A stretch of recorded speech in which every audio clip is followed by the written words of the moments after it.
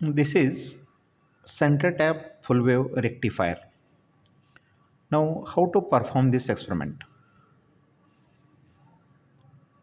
In the observation table, first we have to take what is the value of this resistance. Now, using multimeter, which is set on a resistance measurement, connect multimeter across these two terminals. Whenever we are measuring resistance, always connect across the component. Make sure when we are measuring resistance, the input supply which is connected to the mains, that should be off. When input is on, don't measure the resistance. So using multimeter, we can measure the resistance, that is the load resistance.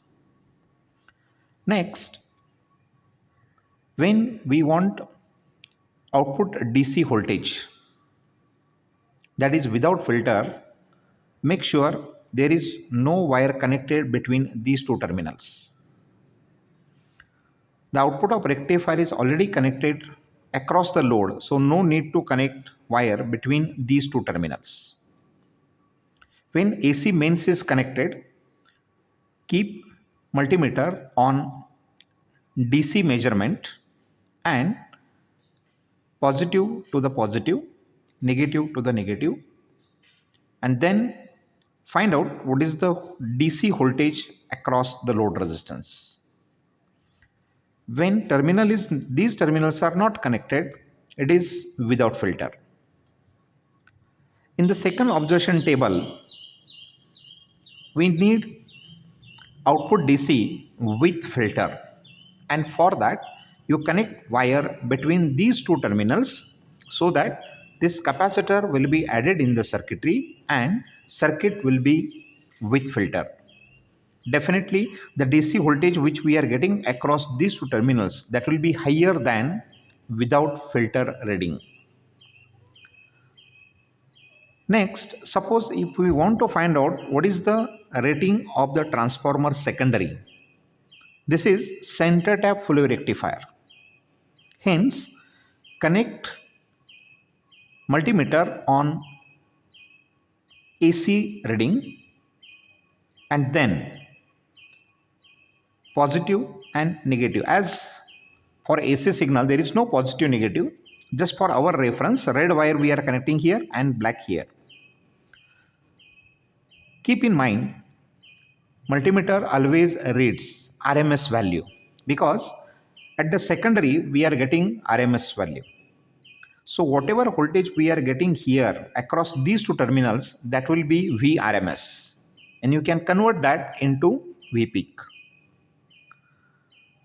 RMS value, suppose it reads 6 volt. The rating of the transformer will be 606. Suppose for different case, if it reads 9, it will be 909. Like that, we can measure the voltage across the secondary with respect to center tap to find out what is the secondary rating of the transformer.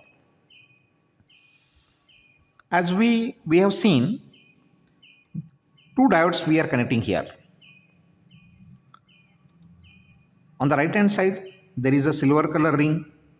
These are cathodes, and on the left hand side, anodes are there. The terminal anode and cathode makes the diode in forward bias. Here also. So when we connect positive to the anode and negative to the cathode, it will be in forward bias. Like this, we can complete the experiment for multimeter readings.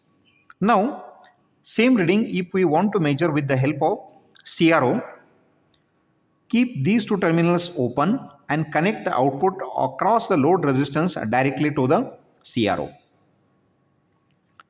CRO always reads peak value. So whatever pulsating DC is there, that pulsating DC will be displayed on the screen. That will be V peak. Using that, we can convert that V peak into VDC as well as into VRMS. And then Using ripple factor formula, we can calculate what is the ripple factor of center tap full wave rectifier. As we know, theoretically we are getting it is 0.48. Practically also we will get the same reading. Like this, we can perform center tap full wave rectifier. Thank you.